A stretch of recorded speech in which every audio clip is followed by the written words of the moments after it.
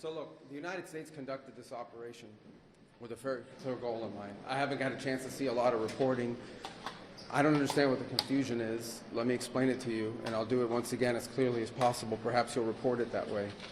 The United States is conducting an operation to eliminate the threat of Iran's short-range ballistic missiles and the threat posed by their Navy, particularly to naval assets. That is what it is focused on doing right now, and it's doing quite successfully. I'll leave it to the Pentagon and the Department of War to discuss the tactics behind that and the progress that's being made. That is the clear objective of this mission. The second question that's been asked is, why now? Well, there's two reasons why now. The first is it was abundantly clear that if Iran came under attack by anyone, the United States or Israel or anyone, they were going to respond and respond against the United States. The orders had been delegated down to the field commanders. It was automatic, and in fact it bared to be true because in fact within an hour of the initial attack on the leadership compound, the missile forces in the south and in the north, for that matter, had already been activated to launch. In fact, those had already been pre-positioned. The third is the assessment that was made that if we stood and waited for that attack to come first before we hit them, we would suffer much higher casualties. And so the President made the very wise decision. We knew that there was going to be an Israeli action. We knew that that would precipitate an attack against American forces. And we knew that if we didn't preemptively go after them before they launched those attacks, we would suffer higher casualties and perhaps even higher those killed. And then we would all be here answering questions about why we knew that and didn't act. Going back to the purpose. The purpose of this is to destroy that missile capability. Why does Iran want that ballistic missile capability? What they are trying to do and have been trying to do for a very long time is build a conventional weapons capability as a shield where they can hide behind. Meaning, there would come a point where they have so many conventional missiles, so many drones, and it can inflict so much damage that no one can do anything about their nuclear program. That is what they were trying to do, is put themselves in a place of immunity where the damage they could inflict on the region would be so high that no one can do anything about their nuclear program or their nuclear ambitions. They are producing, by some estimates, over 100 of these missiles a month. Compare that to the 6 or 7 interceptors that can be built a month. They can build 100 of these a month, not to mention the thousands of one-way attack drones that they also have. They've been doing this for a very long time, and by the way, they've been doing it under sanction. You see the attacks they're conducting right now? They're attacking airports, they're attacking hotels, they're hitting not just military bases, they're attacking our embassies directly, they're attacking facilities that have nothing to do with war or with military, and that's a weakened Iran. That's in Iran despite years of sanction. Imagine a year from now, or a year and a half from now, the capabilities they would have to inflict damage on us. It's an unacceptable risk, especially in the hands of a regime that's run by radical clerics. The Ayatollah was a radical cleric.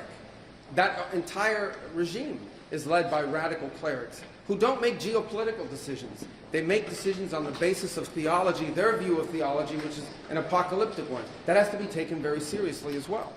So that was the purpose for what this operation is all about. That's what it's focused on. As the President said earlier today, it is on or ahead of schedule. I will defer to the Department of War to discuss the progress being made at a tactical level, but it was the right decision and an important decision for the safety and security of the world. Does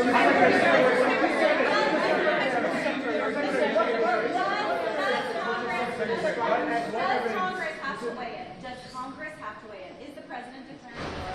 Does Congress No. have to weigh in?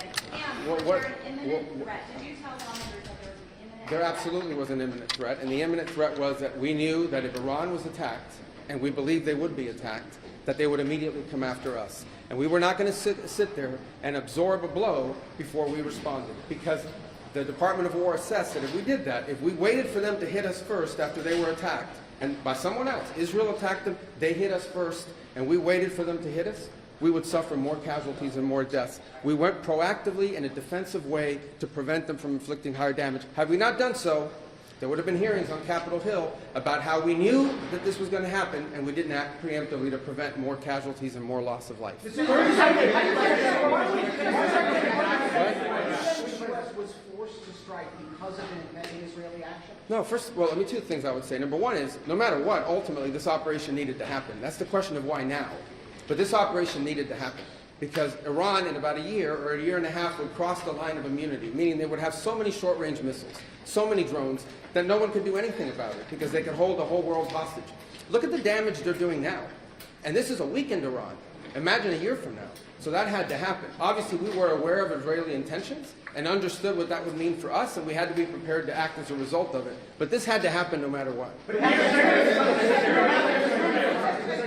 Secretary, President Trump said overnight that his top choices to now run Iran were killed in the strikes.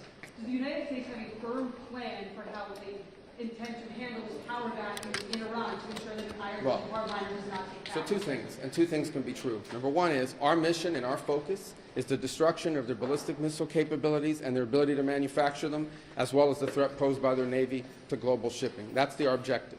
That said, we would not mind, we would not be heartbroken, and we hope that the Iranian people can overthrow this government and establish a new future for that country. We would love for that to be possible. But the objective of this mission is the destruction of their ballistic missile capabilities and of their naval capabilities.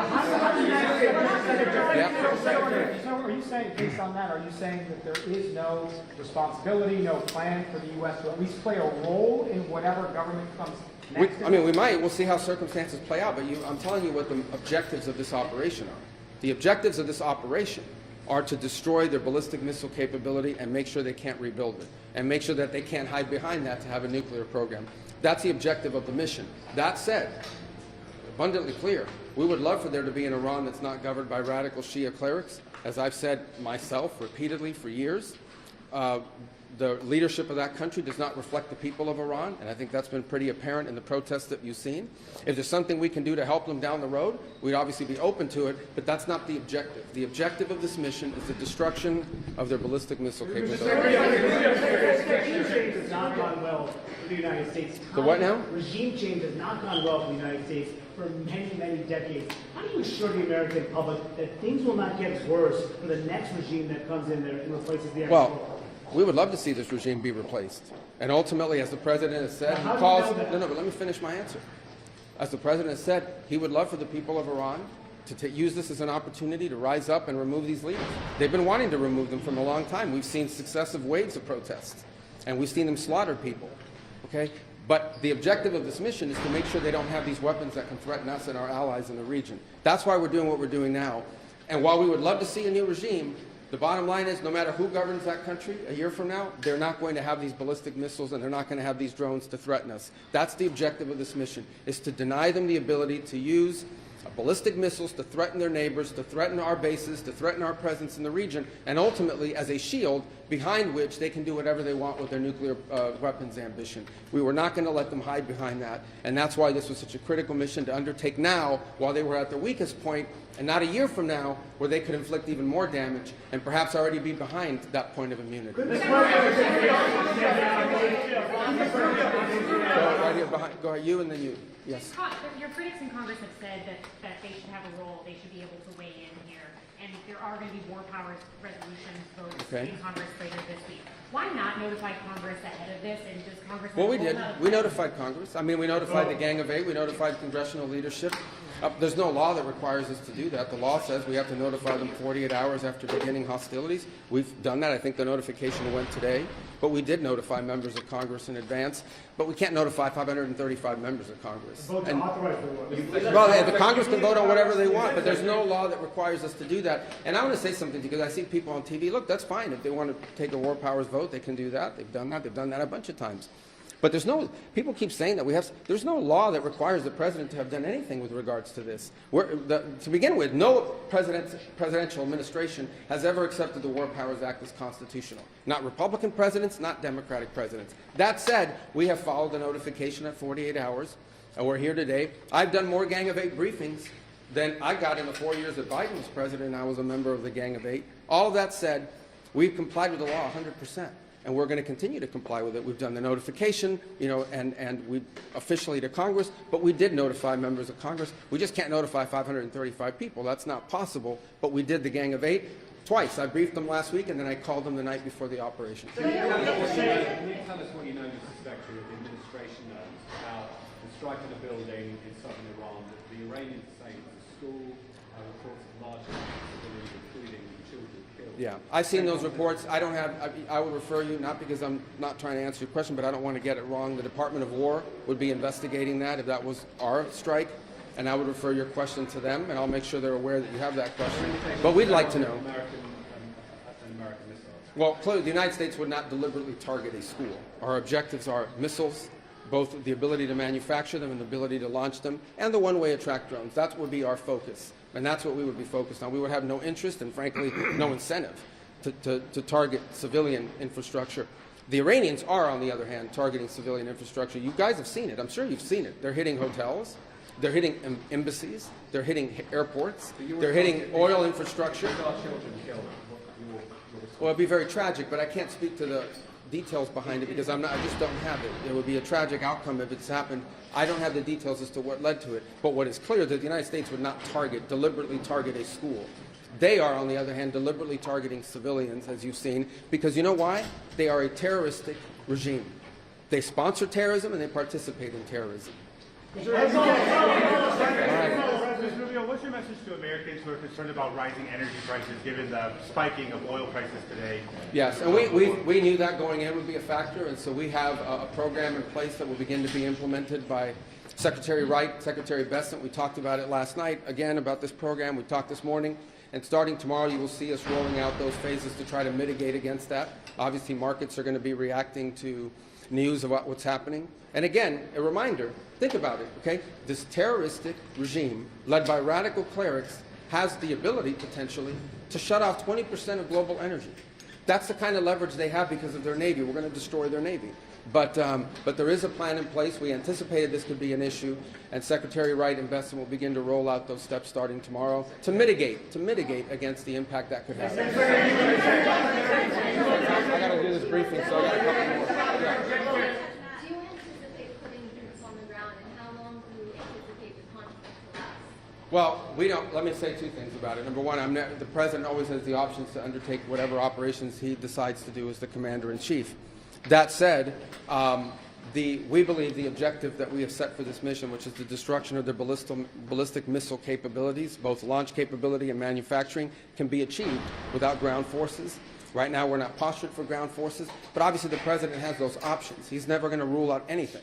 But right now, our focus is on the destruction of their ballistic missile launchers, their ballistic missile stockpiles, and their ballistic missile manufacturing capability, as well as their one-way attract drones and their Navy, because of the threat it poses to global shipping. How long is Right, I can only do one more. Right there in the middle. Yes, sir. Is there a diplomatic exchange going on right now between U.S. and Iran? Any exchanges whatsoever outside of No, not at this time. I mean, look, we always have people that reach out from inside of governments. You don't know if they're authorized to reach out or not. They're suffering a tremendous amount of damage. Honestly, again, I'm not going to give away the details of our tactical efforts, but the hardest hits are yet to come from the U.S. military. The next phase will be even more punishing on Iran than it is right now. Someone was screaming, how long will it take? I don't know how long it'll take. We have objectives. We will do this as long as it takes to achieve those objectives, and we will achieve those objectives. The world will be a safer place when we're done with this operation. All right? Thank you.